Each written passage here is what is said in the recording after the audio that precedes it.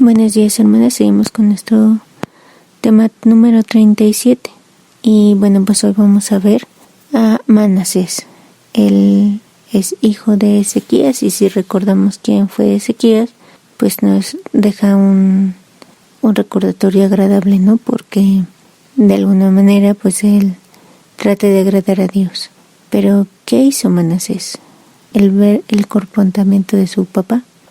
Lo último que sabemos de Ezequías fue que expone las riquezas a los visitantes de Babilonia, y eso va a causar graves consecuencias. Bueno, pues tenía 12 años cuando él comienza a reinar, y Ezequías prepara a su hijo en su juventud para que lo sucediera como rey. Durante su reinado de Ezequías, Manasés estaba junto a él, o sea, Manasés observaba todo lo que Ezequías hacía. Y él reina 55 años, pero fíjense lo que dice la palabra de Dios. Hace lo malo ante los ojos de Dios. Él vuelve a edificar los lugares altos que Ezequías, su padre, había derribado. Él levanta altares a Baal, hace imágenes, una imagen de acera, como había hecho el rey Acab. Adora a todo el ejército de los cielos en los dos atrios de la casa de Dios. Pasa por su hijo por fuego. Y ese es un ritual que se le hacía a Moloc. Viene de parte de los moabitas, que quemaban a sus hijos. Él se dio a observar los tiempos, fue agorero, e instituyó encantadores y adivinos. Él se involucra en toda clase de ocultismo, magia negra, adivinación, comunicación con demonios y hechicerías. Provoca a Dios al poner un ídolo de una diosa cananea, que es Acera, en el templo donde el Señor había puesto su nombre. El pueblo fue llevado de nuevo a la idolatría por Manasés.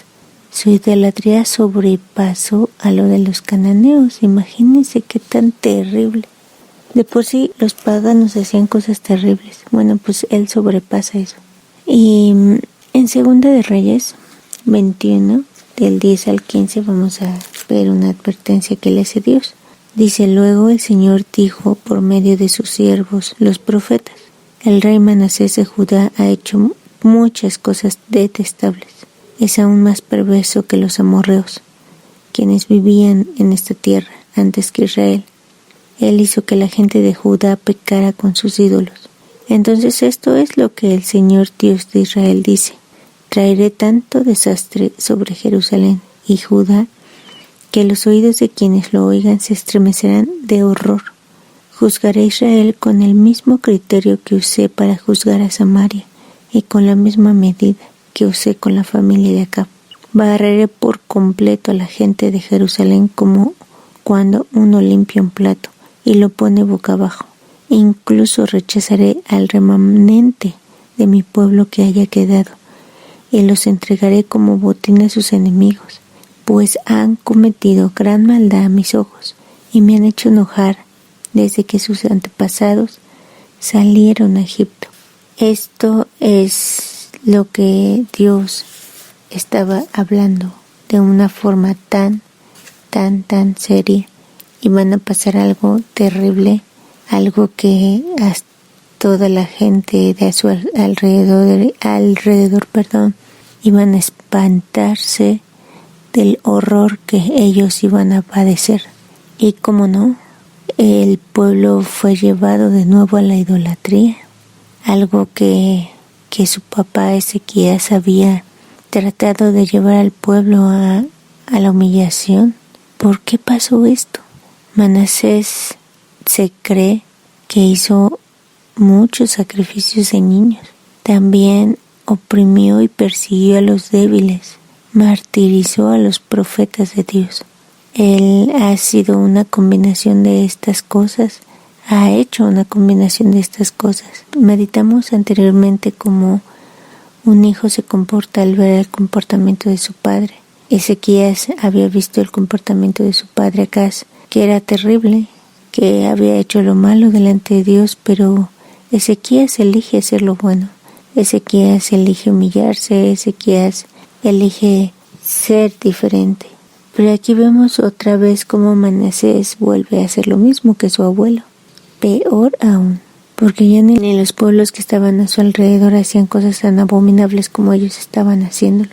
Y bueno, pues que podemos sacar de esta reflexión, de este ejemplo que Dios nos pone de este hombre. Debes de tener temor cuando escuchas esto, porque lo que Dios les dice en verdad debe de causar temor en nosotras, porque es terrible caer a la idolatría y volver a caer en los pecados de donde Dios te sacó. Las consecuencias pueden ser tan horribles que, como dice aquí su palabra, que puedes sufrir un horror terrible, que la gente se espante de lo que te está pasando. Y bueno, pues es triste como de nuevo el pueblo cede ante todo esto. Manasés hace cosas tan lamentables.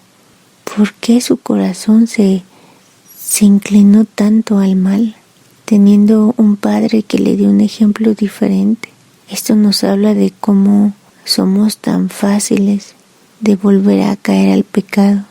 Si su padre lo instruyó desde pequeño, le ayudó a seguir un ejemplo, pero en todo el corazón del hombre es perverso y es inclinado siempre al mal.